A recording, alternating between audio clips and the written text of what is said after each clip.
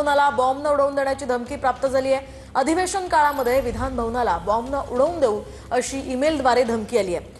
विधान भवनाला ईमेल या संदर्भातला करण्यात आलाय आणि त्याचा तपास अतिशय कमी आहे। आज जे काही युद्ध चालू आहे ते मिडल ईस्टमध्ये युद्ध चालू आहे।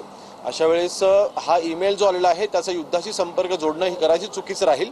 मी मगाशी म्हटल्याप्रमाणे हॉक्स ईमेल्स हे वारंवार धमकी जी येत असतात, प्राथमिक दृष्ट्या तसाच पद्धतीचा ईमेल हा वाटतो, पण तरी सुद्धा ईमेलचा सोर्स जो आहे तो त्याचा तपास चालू आहे आणि शोधण्याचं काम चालू आहे। सुरक्षा यंत्रणेबाबतीत काय नवीन उपाययोजना केल्या जाणार आहेत या घटनेमध्ये? नाही, ऑलरेडी आपण विधिमंडळ असेल किंवा मुंबईमधली जी काही महत्त्वाची ठिकाणं असतात त्याचा सुरक्षेच्या बाबतीमध्ये वारंवार आढावा हा घेतला जात असतो मुंबई पोलिसांच्याकडनं। आणि हे सगळ्याच ठिकाणी आपण ज्या काही ठिकाणांचा त्याच्यामध्ये उल्लेख आहे त्या सगळ्या ठिकाणच्या सुरक्षिततेच्या बाबतीमध्ये वेळोवेळी आढावा हा घेतला जात असतो।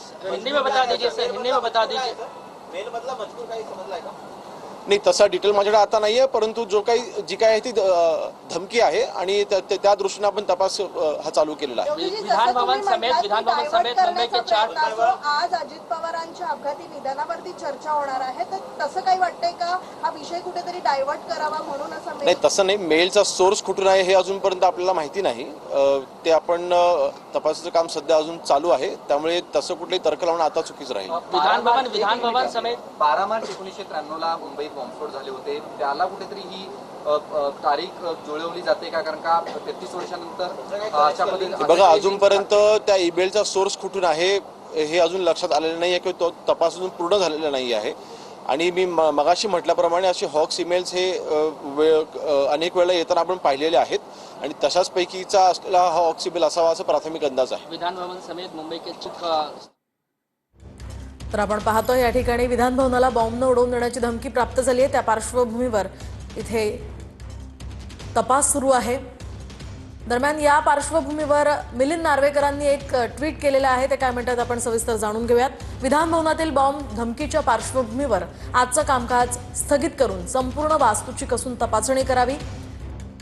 पोलीस यंत्रणेवरील ताण लक्षात घेता अधिवेशनाचा कालावधी हा 1 दिवसानं वाढवावा ही नम्र विनंती, असं ट्विट करत नार्वेकरांनी आज 1 दिवसाचं काम स्थगित करण्याची मागणी केली आहे।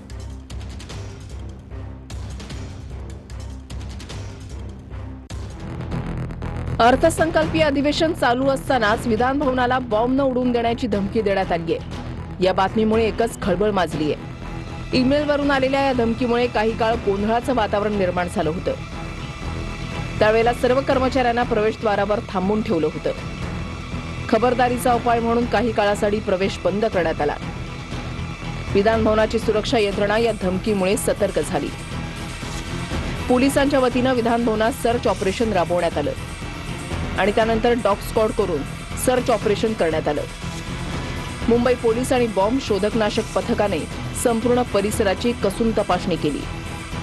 आज सकाळी 6:57 सीपीआयच्या मेलवरती धमकी आलेली आहे।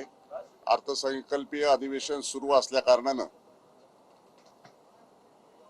बॉम्बची आणि मिसाईलची धमकी देण्यात आलेली आहे। त्या पार्श्वभूमीवरती पोलीस यंत्रणेने आणि आवश्यक ती दखल घेतलेली आहे। संपूर्ण तपास हा सुरू आहे। Mumbai high court, Bombay stock exchange आणि बँकांना उडवून देण्याची ही धमकी दिल्याचा ईमेल असल्याचं राम शिंदेने सांगितलंय। महाराष्ट्राच्या विधान भवनात अधिवेशन चालू असताना बॉम्ब ठेवल्याची अफवा आहे। आता महाराष्ट्रामध्ये देवेंद्र फडणवीस यांच्यासारखे सक्षम गृहमंत्री असताना मला असं वाटत नाही की विधान भवनामध्ये कोणी बॉम्ब ठेवण्याचं धाडस करते। याचा अर्थ असा आहे की मुंबई सुरक्षित नाही, मुंबई भीतीच्या सावटाखाली आहे आणि महाराष्ट्राचं गृह खातं, महाराष्ट्राचं पोलीस दल, महाराष्ट्राचं इंटेलिजन्स हे फक्त आपल्या राजकीय विरोधकांमध्ये फोडाफोडी करण्यासाठी